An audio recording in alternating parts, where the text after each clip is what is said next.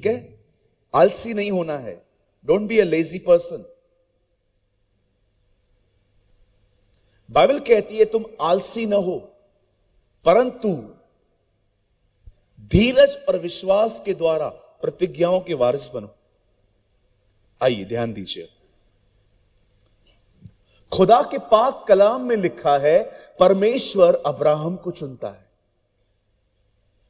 और परमेश्वर अब्राहम से कहता है मैं तुझे संतान दूंगा, मैं तेरे द्वारा एक वंश लेकर आऊंगा और वो जो वंश है मैं उन्हें एक देश दूंगा। आप सभी जानते होंगे उसका नाम इजराइल है, जो इस समय वॉर चल रही है थोड़ी सी। बाइबल कहती है परमेश्वर ने अब्राहम से प्रतिज्ञा की थी, वादा किया था कि मैं तेरे वंश को एक प्रतिज्ञा किया हुआ देश दूंगा। प्रॉमिस लैंड कहते हैं इंग्लिश में से। आप सभी जानते होंगे अब्राहम से इसहाक पैदा हुआ, इसहाक से याकूब पैदा हुए और याकूब से 12 बेटे पैदा हुए और वही 12 बेटे थे जिनके द्वारा बहुत पूरा इजराइल बना। मैं इसमें नहीं जाना चाहता। अब सुनिए, ये सभी लोग गुलाम थे।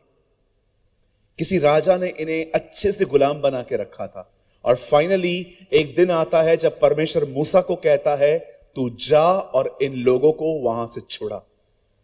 और जब मूसा फिरौन के पास जाता है और कहता है let my people go away, मेरे लोगों को जाने दे।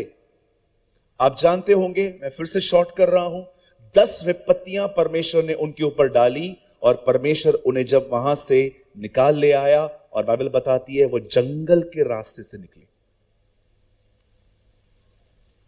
40 दिन का रास्ता था, सॉरी 11 दिन का रास्ता था। कितने दिन का? कहिए 11। लेकिन बाइबल बताती है 40 साल के बाद पहुंचे हैं वो लोग। आप सोचो 11 दिन और 40 साल कितना अंतर होता है। हाँ जी, बहुत अंतर होता है। पर आपको पता है एक्चुअली ये देर क्यों हुई?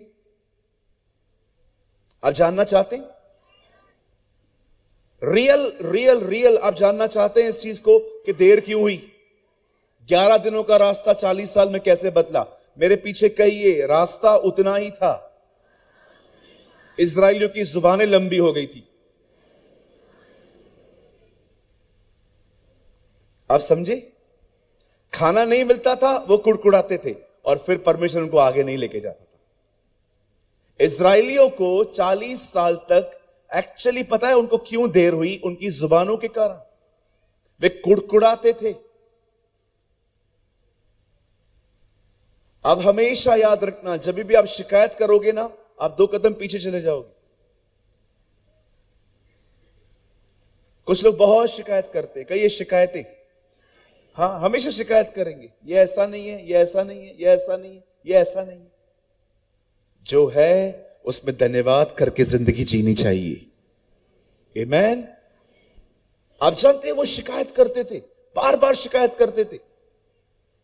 कभी कभी तो पता है उनकी शिकायत क्या थी? आज वेज नहीं नॉन वेज खाना चाहिए।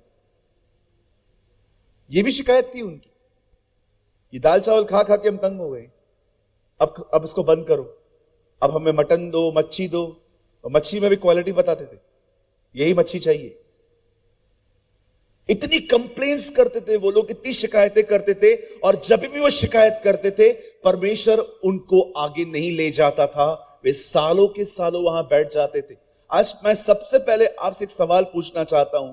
यहां देखिए सब, बताइए आप धन्यवाद अधिक करते हैं कि शिकायत अधिक करते हैं?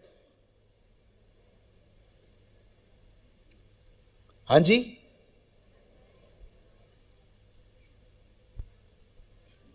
आप धन्यवाद अधिक करते हैं कि शिकायत अधिक करते हैं? सोचिए इस बारे में, सोचिए। आप मुझे उत्तर मत दीजिए, भले आप सोचिए।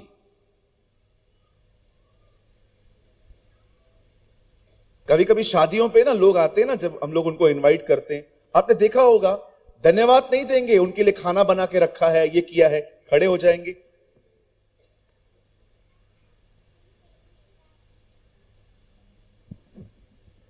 लाइटिंग बरोबर थोड़ी है, हमको बोल देते, हम 4 लगा देते, फिर दूसरे आएंगे, हाँ बात तो सही है। फिर लाइट बंद होगी ना, इन्वर्टर नहीं लगा है, बैटरी नहीं है, हमने कॉल किया था, हमने पूछा था, हमको कुछ काम नहीं दिया इसने। कहिए अपने बाजू वाले को, कृपया चौधरी ना बने।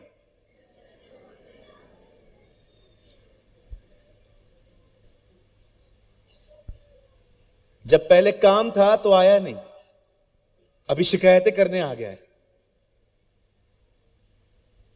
मैं एक शादी में गया हुआ था, वहां पर मेरे साथ भाई बैठे थे और गलतियां निकाल रहे थे। मैंने उनको बोला, इधर आओ, उधर खाना है, खा के निकलो, हमें परेशान मत करो।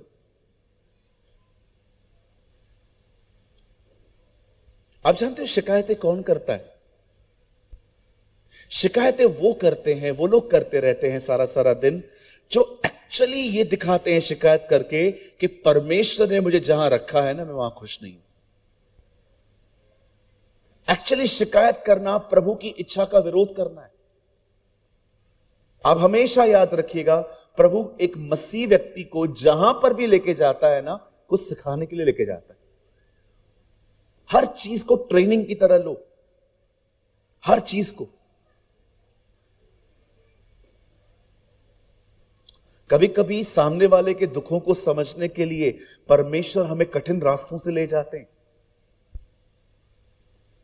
कुछ महीने पहले मैं गांव में गया था प्रचार करने। उस गांव के अंदर एक कमरा बना हुआ था। जैसे ही मैं अंदर गया, मैंने खिड़कियां खोली, 1000 मच्छर मुझे हेलो बोलने आ गए। सब आए, मेरे पीठ पे बैठ गए, हेलो हाय, और मैं उनको इतना पसंद था कि चूम रहे थे। मस्त रात भर बैठ के खून चूसा उन्होंने मेरा, मीठा मीठा। मैं सुबह उठा, मेरी पूरी पीठ खराब हो चुकी थी।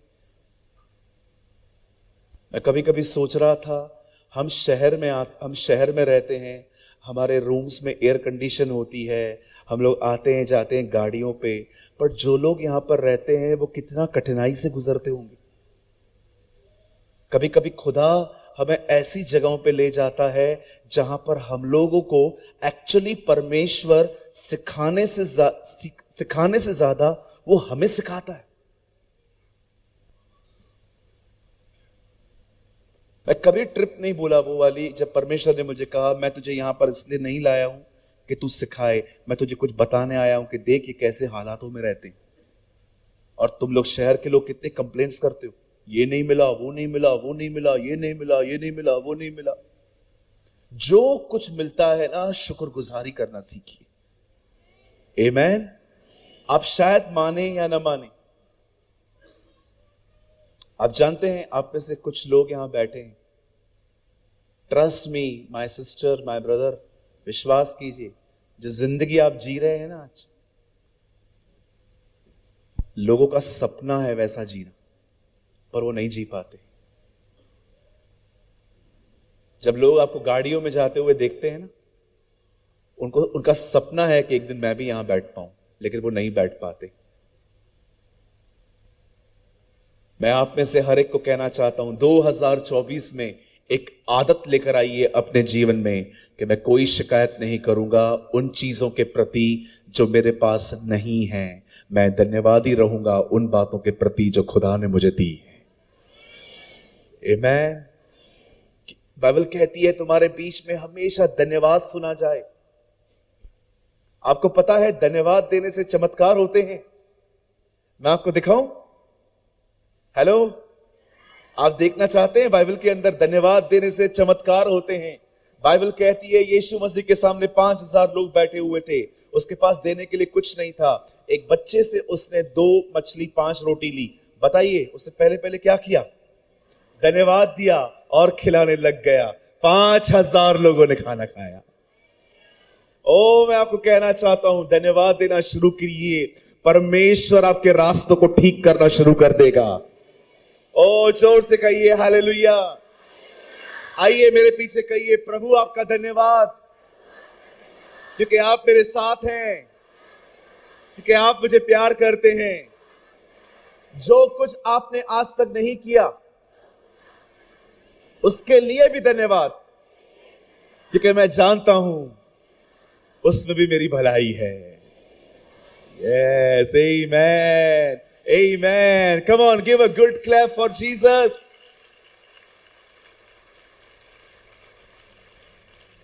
ये नहीं है, वो नहीं है, ये नहीं है, मेरे बाल खत्म हो रहे हैं, मेरे ये खत्म। No no no no, be a thankful person. हर जगह पे हर समय धन्यवाद दीजिए, है ना? बोलो यीशु मसीह की। आपको कुछ बताऊं? एक व्यक्ति था, उसने एक व्यक्ति को काम पे रखा। जिसको उसने काम पे रखा ना, वो यीशु को मानता था, और हमेशा जब भी बोलो, हमेशा मुंह से बोलता था धन्यवाद यीशु। राजा ने एक बार उस व्यक्ति ने देखा कि यार ये बार बार धन्यवाद यीशु बोलता रहता है। एक दिन उससे पूछा, उसने कहा आप हमेशा धन्यवाद क्यों बोलते रहते हो? उसने बोला देखो, जो कुछ है वो खुदा का है, और मैं एंजॉय कर रहा हूं उसकी चीजों में। मैं सिर्फ नरक डिजर्व करता हूं, लेकिन ये दया है कि मुझे सब कुछ है, इसलिए धन्यवाद देता रहता हूं। उसने कहा चलो ठीक है, अच्छी आदत है। एक दिन ये दोनों जंगल में गए। चलते चलते चलते चलते कुछ ऐसा हुआ कि एक जंगली जानवर निकला और उससे राजा का अंगूठा खा लिया, पूरा चबा दिया। बिल्कुल बाजू में जो वो बैठा हुआ था, उसे पता है क्या कहा? धन्यवाद यीशु। राजा, उस व्यक्ति ने बोला इधर आओ, मेरा अंगूठा कट गया तो धन्यवाद दे रहा है। बोलता है सुनो, धन्यवाद दो आप भी, जो होता है अच्छा होता है। कुछ दिनों के बाद कटा हुआ अंगूठा लेकर, अब अंगूठा है ही नहीं, 4 उंगलियां हैं, ये बंदा जंगल में चला गया शिकार करने। तो शिकार करने के बहाने जब वो गया तो वहां पर जंगल में कुछ ऐसे लोग मिल गए जिन्होंने उसको पकड़ लिया, और उन्होंने डिसाइड किया कि अब इसे हम अपने देवता के लिए बलिदान करेंगे। लेकिन जब उसे ले गए तो पता है क्या देखा उन्होंने? अंगूठा नहीं है, और उन्होंने कहा ये डिफेक्ट पीस हम नहीं चढ़ाएंगे, इससे देवता नाराज होंगे। अंगूठे की वजह से जान बच गई।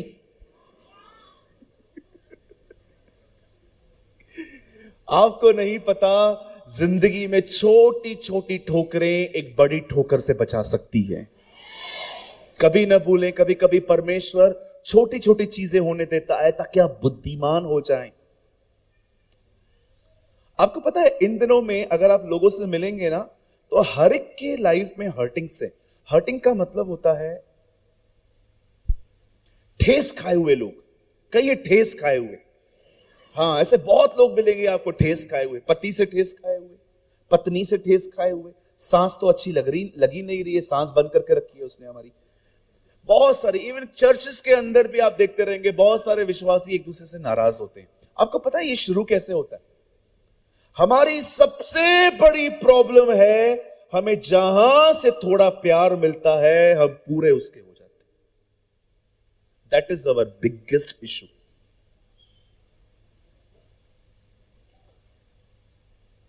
हमें जहां से थोड़ा प्यार मिलता है ना, हम पूरे उसके हो जाते हैं। कुछ लड़के लड़कियों को आपने देखा होगा, आजकल भी हैं ऐसे बहुत सारे लड़के लड़कियां, बहुत करीब चले जाते हैं, फंस जाते हैं, फिर आपस में एक दूसरे को छोड़ देते हैं। फिर वो लड़की को कॉल करो, अरे कैसी है बहन तू? मैं बहुत अच्छी हूं, मेरे बाबू ने मेरे को छोड़ दिया।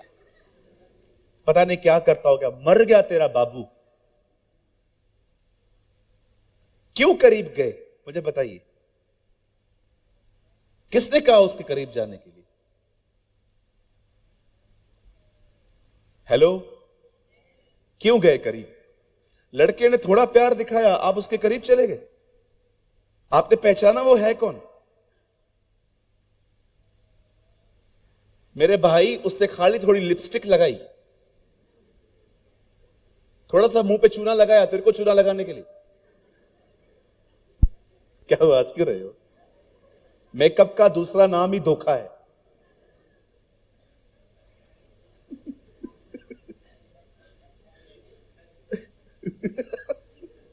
नहीं, मुझे नहीं पता था। कुछ लड़के खाली देखेंगे, लड़की गोरी है, खूबसूरत है, बाल अच्छे हैं, गाड़ी पे निकली है, ऐसे गाड़ी निकालेंगे। तेरे बाप ने भी कभी गाड़ी ऐसे चलाई थी क्या? ऐसे गाड़ी चलाएंगे और उसके सामने खड़े हो जाएंगे। पहले की बाइक आती थी एकदम सीधी, ऐसे चलाओ। आजकल की बाइक देखिए, लड़का नीचे लड़की ऊपर, ऐसा लगता है लड़की ऊंट पे बैठी हुई है। कभी कभी पीछे देखो, लड़की है ही नहीं, कहां गिरी वो भी कभी जाओ ढूंढो। आपको थोड़ा सा प्यार मिला, आप उसके करीब हो गए, उसके बाद आपको उसकी गलतियां दिखाई दी, फिर आप छूट गए, फिर चालू हो गया, अब मुझे छोड़ दो, मैं अकेला रहना चाहता हूं, मेरी तन्हाई, क्यों करीब जाते हो किसके भी जल्दी इतने?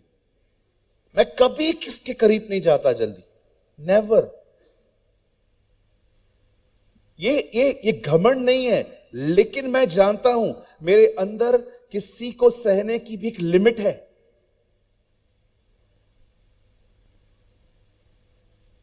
बिलीव कीजिए, मैं जल्दी किसके भी करीब नहीं जाता हूं। आप कोशिश करके देखो। आप मुझसे पूछोगे ना, ब्रदर आप कैसे हो? मैं अच्छा हूं सिस्टर। आपके परिवार में सब अच्छे हैं? आपने एक दिन पूछा ना मेरे से, दूसरे दिन भी आप पूछोगे और ब्रदर कैसे हो? हाँ बहन, मैंने कल बताया था मैं अच्छा हूं। अगर आप मुझे तीसरे दिन फिर से पूछोगे ना आप कैसे हो, मैं आपको सुंदर शब्द दूंगा, मैं सदा अच्छा रहता हूं। अब तो समझो मैं ब्रेक मार रहा हूं। भाइयों, अगर लड़की का पैर स्पीड पर है तो आपका पैर किस पे होना चाहिए?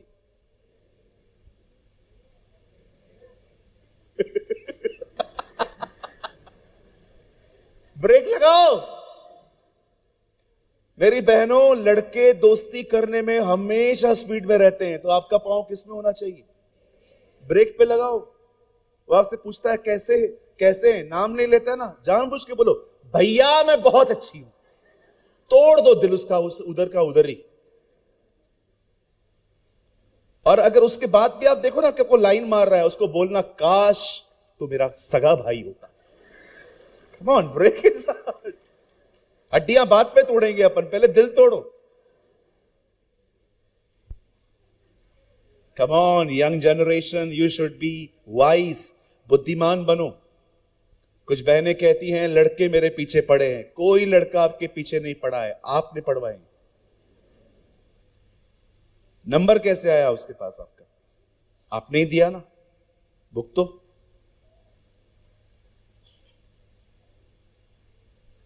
आवर बिगेस्ट इशू, हमारा सबसे बड़ा प्रॉब्लम है, थोड़ा प्यार किसी से मिलता है हम उसके करीब चले जाते हैं, जानते भी नहीं है ये है कौन वो कौन, बस नो नो नो, गलती मत करो। ये कुछ खुल के बात कर सकते हैं? पक्का? बुरा नहीं मानेंगे? सब नहीं बोल रहे हैं।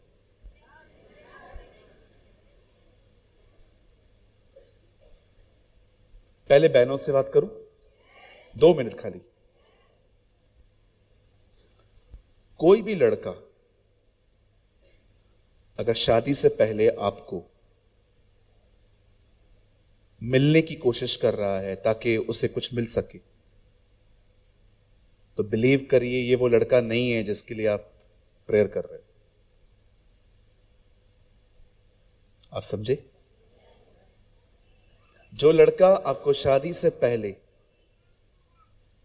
मिलने के लिए कह रहा है, आओ मिलते हैं, घूमते हैं, फिरते हैं, आप जानते हो क्यों? ये वो नहीं है जिसके लिए आप प्रार्थना कर रहे हो। और मेरे भाइयों, वो लड़की जो शादी से पहले ही आपको आपके घर से अलग करने की कोशिश कर रही है, वो खुदा की तरफ से नहीं है। हालेलुया। लोगों की क्वालिटी समझना सीखो। दोष मत लगाओ किसी पे, न्याय मत करो, परखना सीखो। Learn to discern, learn to discern. Hallelujah. Learn to discern. जब लोग आपसे बात करते ना, मेरी जवान बहनों, उनके शब्दों पे ध्यान दिया करो और उनके शब्दों से उनके दिल को समझो। कि क्या ये सच में ये वो बंदा है जो खुदा की तरफ से है। नहीं तो कोई भी आपकी भावनाओं के साथ खेल के चला जाएगा, आपको पता भी नहीं चलेगा। फिर आप दोष लगाते जाओगे, बस मैं क्या करूं। कोई भी बंदा जो आपको चीट करता है, मैं आपको बताना चाहता हूं, उसमें आपकी भी गलती है, क्योंकि आपने उसे अपने जीवन में आने दिया। कभी किस पे पूरा दोष न लगाएं, उसमें आपकी भी गलती है। और मेरे भाइयों, मैं भी आपसे बात करना चाहता हूं, बड़े ध्यान से सुनिए। ये जो आप खूबसूरती देखते हैं ना लड़कियों में, ये स्टार्टिंग में आपको बहुत अच्छी लगेगी, बट बिलीव कीजिए एक टाइम आएगा जब ये चीजें मायने नहीं रखेंगी।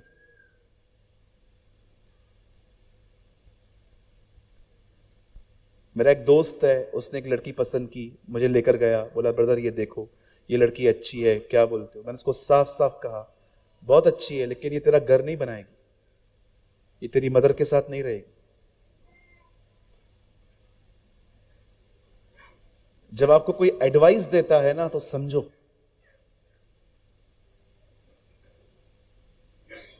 क्योंकि मैंने देखा है आजकल जो हमारी यंग जनरेशन है ना, वो बाइबल से ज्यादा इंस्टाग्राम, फेसबुक और मोबाइल पे आने वाले रील्स को फॉलो कर रही है। मेरे पास भी फोन है, मैं अपने फोन से चिपका हुआ नहीं रहता हूं सारा दिन। मुझे कुछ काम पड़ता है, मैं फोन निकालता हूं, कॉल करता हूं, अंदर रख देता हूं, लेकिन मैं सारा दिन बैठ के देखता रहूं फोन में क्या क्या पड़ा हुआ है, क्या क्या है। मैं इतना फ्री आदमी नहीं हूं, मैं इतना फारिग नहीं हूं। मेरे जिंदगी जीने के कुछ नियम है, मैं एक लक्ष्य रखने वाला व्यक्ति हूं। मेरे पास अपना एक जुनून है जिसका मैं पीछा करता हूं, और वो जुनून यीशु है। वाइज बनिए। मैं फिर से कहता हूं, लोगों को न्याय करने से बेहतर है आप लोगों को परखना सीखें, स्पेशली यंग जनरेशन।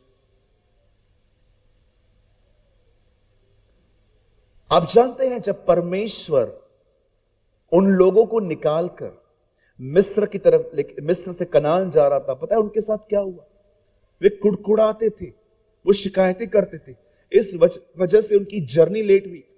और फाइनली जब वो वहां पर पहुंचे, आप जानते हो जिस जमीन को देने का वादा खुदा ने किया था, वो जमीन खाली नहीं थी, वो जमीन भरी हुई थी। वहां पर लोग बैठे थे। मैं कुछ गहरा कहूं, आप समझेंगे? पता नहीं कितने लोग समझ पाएंगे। आप जानते हो अपनी जमीन को कैसे पहचाना जाता है?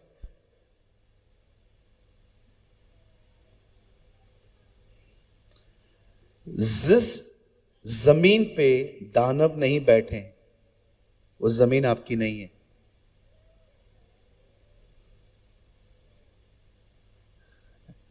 नहीं समझे ना? जिस जमीन पे दुश्मन नहीं बैठे हुए हैं, वो जमीन आपकी नहीं है।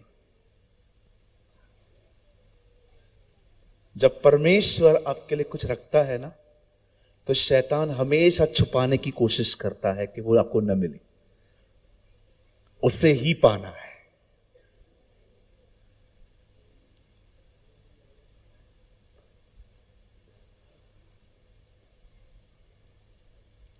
जिस जमीन पे दानव नहीं बैठे हैं ना, वो जमीन आपकी नहीं है। लेकिन शैतान हमेशा उन चीजों के ऊपर बैठ जाता है जो खुदा ने दी है, ताकि वो आपको न मिले। परमेश्वर ने कहा था मैं तुम्हें वो जमीन दूंगा, लेकिन पता है वो जमीन पे ऑलरेडी कोई बैठा हुआ था। अब यहोशू और कालेब जैसे लोग वहां पर गए और उन्होंने सारे लोगों को वहां से निकाला और वो जमीन उन्होंने हासिल की।